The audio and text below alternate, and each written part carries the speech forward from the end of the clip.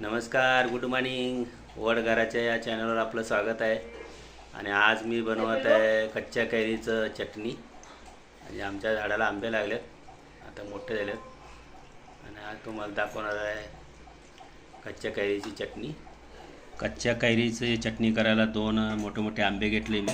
हे आमचे झाडाचे आंबे आहेत. आणि इकडं वल्ली मिरची घेतलं आहे, खोबरं घेतलं आहे, कोथिंबीर घेतलं आहे, जिरं घेतलं आहे आणि चवीनुसार मीठ घेतलं आहे. चला आता आपण करूया कच्च्या कैरीची चटणी.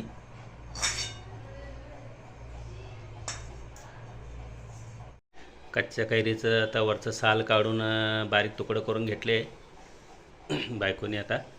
आणि आता मिक्सरला वाटून घ्यायचं आहे. मिक्सरचं भांडं लहान असल्यामुळं थोडं थोडं घालून घेतलं आहे. आता वाटण करून घेऊ.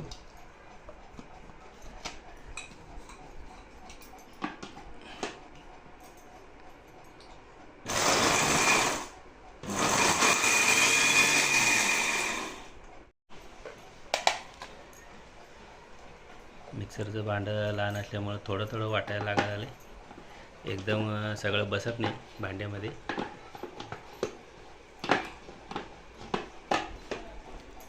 प्राची, आपण काय करायला लागले?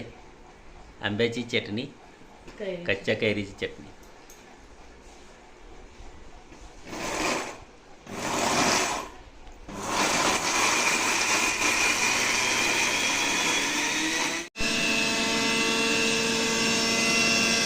कैरीची चटणी तर थोडं वाटून घेतले आता, थोडं राहिले.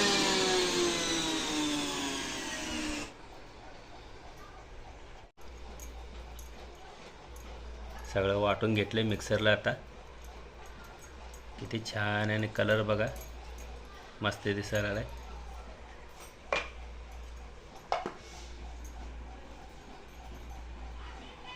आता कच्च्या कैरीच्या चटणीला तेलाची फोडणी द्यायची आहे. त्यासाठी घेतलं इथं जिरं, मोहरी, कढीपत्ता आणि हिंग घेतलं आहे. आता अजून जरा घाल. फोडणीसाठी तेल घेतलंय गरम करायला.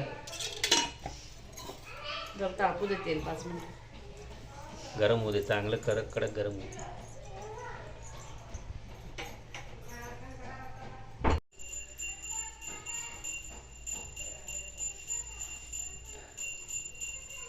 तेलामध्ये मोहरी घातले, कढीपत्ता,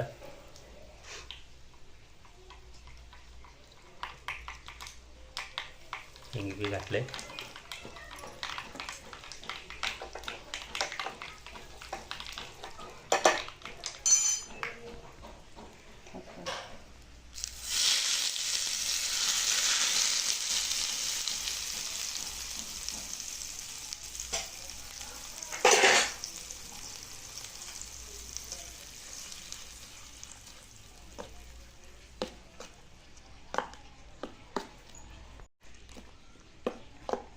मस्त सुगंध वास यायला आहे कैरीच्या चटणीचा. किती छान चटणी झाली बघा. आमच्याकडं अशा पद्धतीने आम्ही कैरीची चटणी करतो आहे. तुमच्याकडे कशी पद्धत आहे कमेंट करून सांगा. व्हिडिओ जास्तीत जास्त शेअर करा, लाईक करा, सबस्क्राईब करा.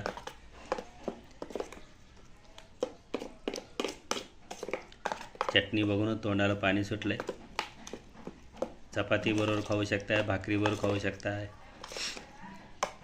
भातावर खाऊ शकताय. आता उन्हाळ्यात दिवस आहेत, ऊन जास्त असल्यामुळं नुसतंच पाणी पिऊन पिऊन तोंडाला चव नसते. त्याच्यामुळे हे चटणी भाकरीबरोबर ते जरा खाल्लं की तोंडाला चव येते. तुम्ही बी करून बघा कैरीची चटणी. धन्यवाद.